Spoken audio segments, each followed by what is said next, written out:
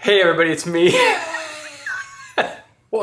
Welcome to my review of Expendables 4. So the directing is horrible, the writing is horrible, the dialogue is horrible, the acting is horrible, everything, special effects is absolutely horrible, everything. When something happened that was cool, and there were like maybe 2 or 3 moments in the entire movie that were cool, I was like, oh, that was cool.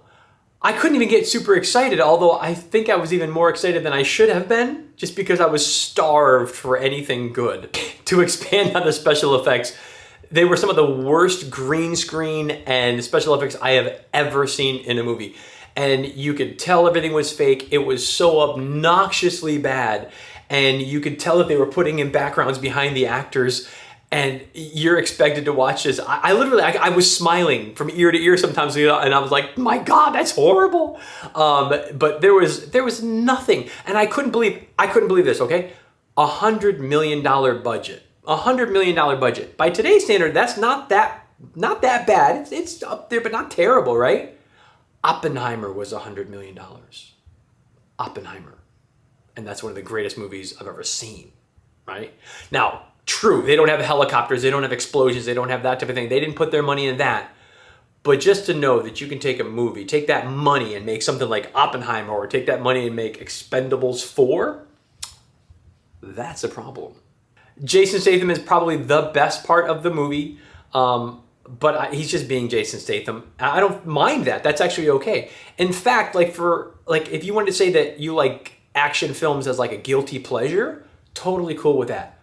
But this is not the one to be guilty pleasured about. It's terrible. All right, so if I'm going to pick out something that was at least good, Tony Jaa and Jason Statham were probably the best. And they had a few scenes that they were like together that chemistry of them fighting and like this was actually fun.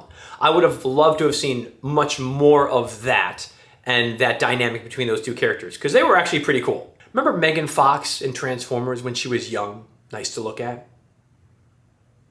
Yeah, me too. And now she just looks plasticer. Is that a word, plasticer? I'm not sure. She has no acting ability whatsoever, and everything just comes off as just so fake. And of course, the movie's not necessarily taking itself too seriously. And I don't mind that either. But again, it's just so bad on every level that it was like impossible to like watch it. I laughed a lot of times in the theater, just covering my mouth because it was just so bad. That's how bad it was. I will have to honestly say there were like maybe 2 or 3 moments in the movie that there were moments that I was like, okay, that's good, keep that vibe.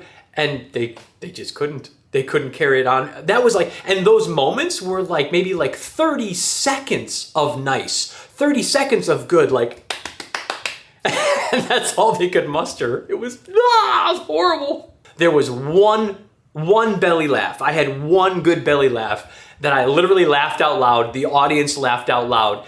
And then there was maybe like 2 or 3 moments that I kind of went, that was funny, you know? And that's about it. So in one scene, Andy Garcia gets knocked out, clunk, and the guy is carrying him from behind. So you know how your arms go limp and things like this? You can see Andy Garcia like literally forcing his arms down so the guy could handle him. And then as he goes around the corner, Andy Garcia grabs the wall with his hand, and you see him grab, but he's out cold, and he grabs it, and then he lets it go, and I was like, was that a mistake? And he's still unconscious. And they kept that cut in the movie. His hand obviously just grabbed it because it touched it, and I'm like, so great editing too, boys. And to continue along the lines, Iko Uwais, he has a fight scene with Jason Statham. Listen, I'm not spoiling anything. You've seen it in the trailer. That was actually probably the best scene in the entire movie.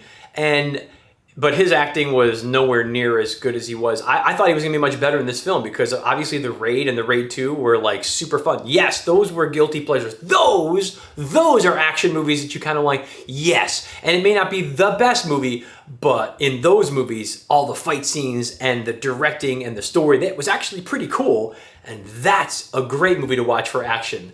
This one, I'm somewhat speechless. It was that bad. I couldn't believe it. So do I recommend you go see this movie?